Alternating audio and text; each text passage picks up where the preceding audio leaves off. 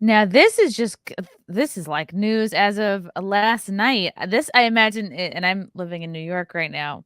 I imagine this is the sort of thing that would never happen in Florida. This is from out of the Post. New York City students forced to go remote as the city houses nearly 2,000 migrants at their school. And one mom goes off, doesn't feel good. I think here's a little bit of footage from a bus pulling in. How do you feel? How does it feel? This is so crazy. Out there in her coat. I would be pissed too. I wonder what time of night this is that they're getting everybody out. I'm pretty sure it was like late. This is the James Madison High School. I know it's in Brooklyn. I hope you feel good. I hope you'll sleep really well tonight. She needs a megaphone. Because I have a right to. That's why. That's why. Because I'm an aggravated mother. That's why. I wonder if her kids go to. She probably just lives in the neighborhood.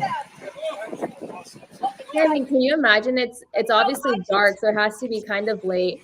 And then they're gonna call all these parents and tell them, "Oh yeah, by the way, your kids can't come to school tomorrow because we're housing illegal immigrants in our school."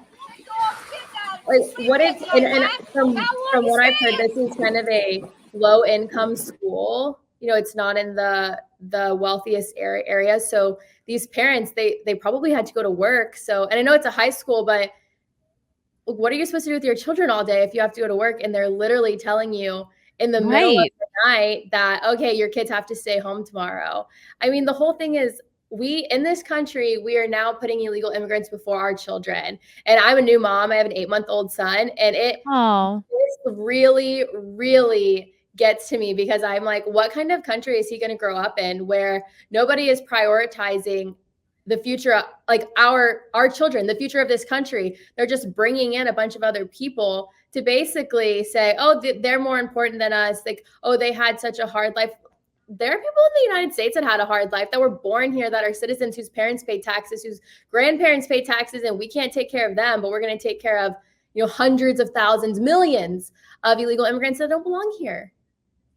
Yeah, or like our veterans, or trying to address like the huge mental illness epidemic in our own country. It's just, and I wouldn't leave a high schooler at home alone all day. I mean, like, you just don't.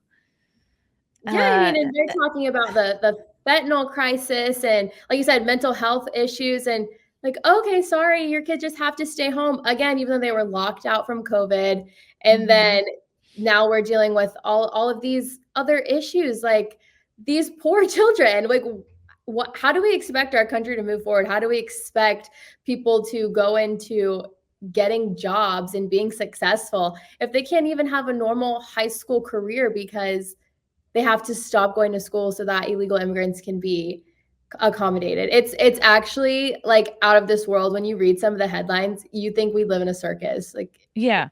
And like, what if they don't want to leave the gym? What if they post up? Like, what if these people physically can't be moved out? Is it going to be the rest of the week? Is it going to be like, what is to stop? If they can do this for one night and it's fine, when does it end? So apparently they made this move. The city made this move. There was a migrant tent at the Floyd Bennet field that they said would collapse from the rains and the winds. But it's like, well, then don't make a structure for the illegals that can't handle wind and rain. Right. I mean, and like you said, like, what about the homeless population? New York City has a huge homeless population, and those people are just left on the street to endure the weather, and nobody's doing anything to help them. But we have to take this whole group of people and put them somewhere with shelter. Like, it's just the entire premise of how we treat these illegals, people who come to our country breaking the law to begin with, and they get treated better than, you know, every other person in society. They do, yeah. One local resident named Rob said this is effed up. It's a litmus test. They are using a storm, a legitimate situation, where they're testing this out. I guarantee you they'll be here for the entire summer. There's 1,900 people getting thrown into my neighborhood, half a block from where I live, and I don't know who they are, he said. They're not vetted. Like you said, a lot of them have criminal records and backgrounds, and we don't even know. I mean, this is one of the few clips I've seen of the illegals that there's actually women and children. Most of the clips I've been seeing have been military age men with no families. And there have been reports. God, I think I was talking to Anna Perez, who's been to the border recently, and she said there's many counts of like men, just sort of single men, and being like, oh, coming with like 40 children in their stead. And it's like, yeah, there's no way those are your kids. Like all signs point to trafficking in a lot of these instances. And this woman is definitely within her rights to be pissed and be out there and filming. Oh, yes. Absolutely. I mean, thank goodness I live in Florida. I don't have to deal with this type of issue happening here because the governor won't let that happen here. But I can only imagine how these people feel. And also, like, how are they going to get in? Yeah, I mean, like, I guess all these chairs. I don't know if they set up beds for these migrants. Like, how can it be better than where they were at? And again, it's like they're taking so much of our tax dollars for these migrants. It's like you're not even going to build a structure that can handle wind and rain. I mean, if we get another storm like this, which I'm sure we will, they're going to have to do the exact same thing over. Right. What about when it snows? What about if it's like, this is supposed to be our third winter of death. So yeah, exactly. And who knows if these migrants are vaccinated? Probably not. No one's checking and no one cares anymore. Probably not even vaccinated for COVID, but like vaccinated for anything. Yeah. So a local man said, how do you feel stealing American tax money? I love these people on the street yelling, like there should be more. The school announced online earlier in the day that classes would be held remotely on Wednesday due to the activation of James Madison High School as a temporary overnight respite center for migrants. The decision to clear the migrants out of the field came as city officials feared for the safety of the tent city. They thought the winds would get up to 70 miles an hour. Well, let's see. I'm up in Westchester, but it didn't feel that windy last night, but who knows? To be clear, this relocation is a proactive measure being taken out of an abundance of caution to ensure the safety and well-being of individuals working and living at the center. The families are already in the process of being temporarily relocated and will continue to be provided with essential services and support. Yeah, it's really aggravating. It's like we're not even doing this for our own citizens. No, exactly. Let's see. They sent us an email at 6 a.m. I don't know when we'll be able to go back. What I want to know is why here? Why not send them somewhere the students won't be disrupted, where the students' learning won't be disrupted? The migrant move began shortly after 5 p.m. More than 24 school buses lined up at the field for the short drive to the school. It wasn't the first time extreme weather has been an issue at the 2,000-bed facility, which took a pounding last month with heavy rain and gusting. Yeah, and it's not going to stop. This is the beginning of January. Exactly. And then what about this summer when it's hot? Oh, it's going to be too hot for the illegals, to be outside. I'm like, it's never going to end. Mm-hmm. Let's see. The first migrants were moved to the abandoned Brooklyn airfield in November after Governor Kathy Hochul negotiated with the White House for access to the site to erect a tent city. Critics worried about the remote location. Yeah, because folks were thinking that they were putting these tents like way out in kind of like deep Brooklyn as a kind of sign to be like, hey, it's not going to be much better here than in the country you came from. Maybe go back. Maybe don't stay here. But I guess they didn't get the hint.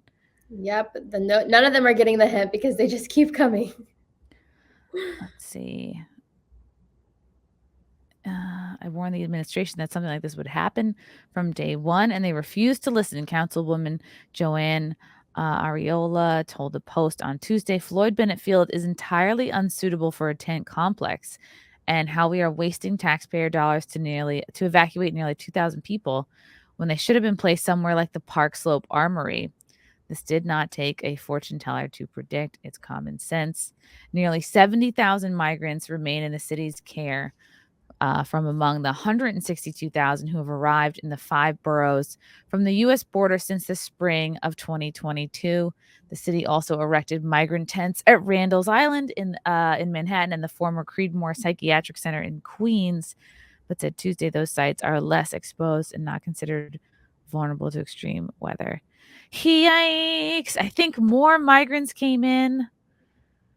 There was like several months that they could pick out from last year where more migrants came in than babies were born in this country. Oh my gosh. No, it's we're going to lose our country because they won't close the borders. And I know like there are Republicans everywhere talking left, right, and center. Oh, we got to close the borders. We got to close the borders. Okay, well, I'm sick of everyone just talking about it. And I know it's not easy to get things done, but we've got to actually start getting things done. I know, Congresswoman Anna Paulina Luna is out here saying, I'm not going to vote for the budget until they close the borders. Like, good for her. We need more firebrands like that in Congress because they have to do something. We're all watching this unfold and hearing everyone talk about it, but nobody's actually taking action. So it's nice to hear some of the younger members of Congress saying, listen, I'm going to hold up this vote until we do something, because that's what it's going to take to get anything done nowadays. My friend Fealty lives in Brooklyn. I don't know how close he is to where this is all going on. But he says migrants are knocking on home doors asking for money from what I hear from friends. Whoo! I wouldn't open my door. I would be scared. What have they been, right? And like, you want to be angry at someone, but you're like, well, what have they been promised? What have they been told? They show up, they get all the free shit, they get tickets to anywhere, and they just think, wow, this is great. I guess we can just knock on doors asking random people for money. Even Elon Musk says extremely concerning given that the recent massive influx of illegal immigrants exceeds babies born in the United States. And you know what? Elon Musk is doing his part. He's having 10, 12, 15 babies, all different baby moms. He can't do it all. Nick Cannon, he's doing his part too. Yes. People hate on them because they have so many different kids with different moms, but I'm like, come on, someone's got to have kids. People my age, they're not having kids anymore. So someone's got to do it. And here we go. This is from Libs of TikTok, because Elon had tweeted out, this is what happens when you run out of hotel rooms, because we know from over the summer, really, and even before that, the illegals were taking over so many of the hotels in New York City, and it was, tourism was taking a dive as a result. And so he says, this is what happens when you run out of hotel rooms. Soon, cities will run out of schools to vacate. Then they will come for your homes. And then here's Libs of TikTok with an article. And she's saying it's already happening. Governor Healy asks residents to house migrant families amid growing shelter crisis. That's bold. Yeah, like, could you imagine? They haven't been vetted by the U.S. government. And now they're going to ask you, oh, you have a spare bedroom? Let's let these illegal criminals, whoever, live in your house with your kids, with your wife. Like, absolutely not. Right. And you know what, like, even if it's like, okay, a mom with her kid, it's like, we don't even know if these are the kids that belong to these adults. And right. How do you even vet this? Anything, like, they could be the most upstanding citizen of society, right? But we don't know that. And I'm not just going to let a stranger come. There are people that I know that I wouldn't let come live with me. Mm-hmm. So like, why do they expect that we're just going to let these people from other countries who probably don't even speak English, don't know our culture, don't want to assimilate into our culture, just come live in our house with, like, what happens? What happens if they murder you, or they take your shit, or they die in your house? Or they get injured and they try to sue you. They become squatters. Like you're saying, that's an issue right now with people that are renting out their houses. So what if you invite these illegals into your house to be nice, and then they just never leave? Yeah, and Taylor Swift is not using her New York City apartment to put up illegals. No, they just expect the nice, hardworking, middle-class taxpayers to rectify the problems that the government is making. That's what they always expect. And I think hopefully you're going to see a pushback start to happen. Yeah, it's like, look, my parents didn't house an exchange student for a reason. They're like, nah, we're good. Exactly. My parents never did it either.